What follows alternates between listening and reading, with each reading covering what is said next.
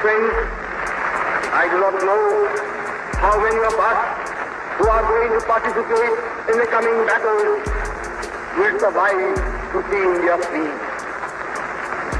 But whether we survive or not, whether we individually live to see India free or not, we are confident that India shall be. साल 1945, Taiwan का आसमान। नेताजी सुभाष चंद्र बोस आजादी का सपना लिए विमान में सवार हुए, लेकिन इस उड़ान ने सिर्फ एक रहस्य पैदा किया, मौत या चमत्कार। प्लेन ने उड़ान भरी और भारत की ओर चल गया। अचानक से खड़कती सफेद रोशनी के साथ प्लेन क्रैश हुआ। नेताजी सुभाष चंद्र बोस क्रैश प्लेन के पास बेहोश पड़े दिखाई जाते हैं। सीन शिफ्ट होता है और बोस दिल्ली एयरपोर्ट पर दिखाई जाते हैं, जहां सफाई कर्मी उनसे पूछा है, क्या रे भाई, कौन हो, यहां क्या कर रहे हो?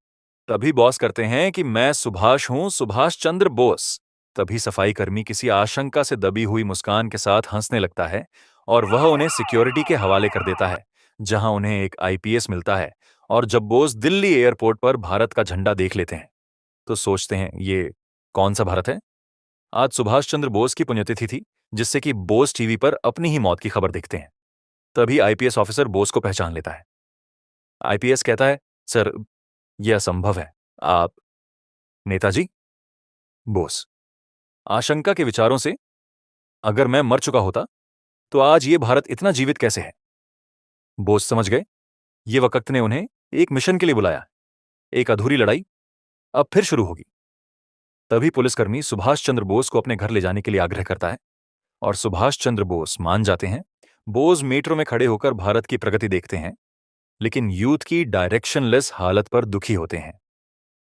आजादी सिर्फ अंग्रेजों से नहीं, हर उस ताकत से चाहिए जो तुम्हें गुलाम बना रही है।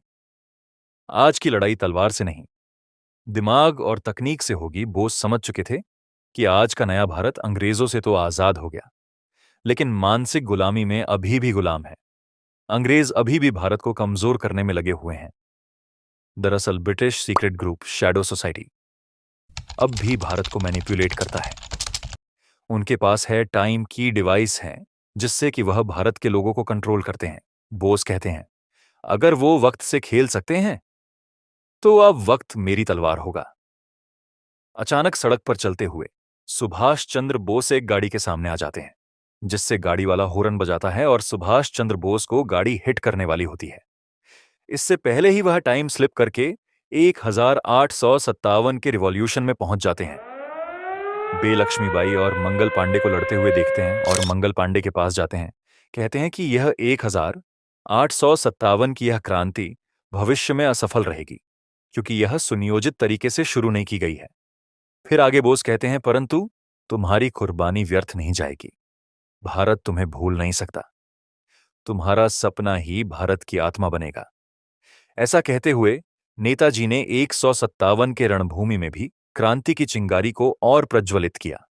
फिर मंगल पांडे की तरफ ब्रिटिश सैनिक गोली चला देते हैं, जिससे सुभाष चंद्र बोस भविष्य में टेलीपोर्ट हो जाते हैं और हमें 2056 का समय दिखाया जाता है। बोस एक एडवांस्ड इंडिया देखते हैं। AI, space stations, world leadership. बच्चे हिस्ट्री बुक्स में बोस की तस्वीर पढ़ रहे हैं। बोस कहते हैं, यही तो देखा था मैंने भारत विश्व गुरु। नेताजी के दिल में अब शांति थी। उनका सपना सच हो चुका था।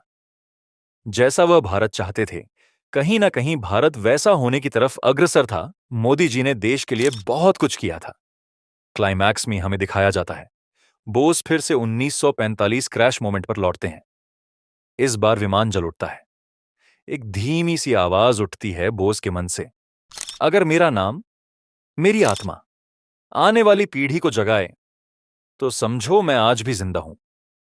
और इस तरह नेताजी वक्त के पार अमर हो गए। मौत ने उन्हें छुआ जरूर, पर हर युग में वो जिंदा रहेंगे। अंत में ये गहरी संवेदना के साथ सभी भारतीय एक नारा लगाते हैं, नेताजी अमर और आर हे।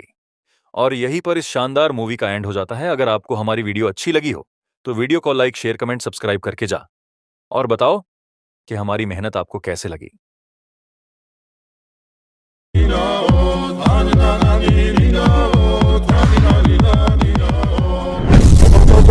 Sing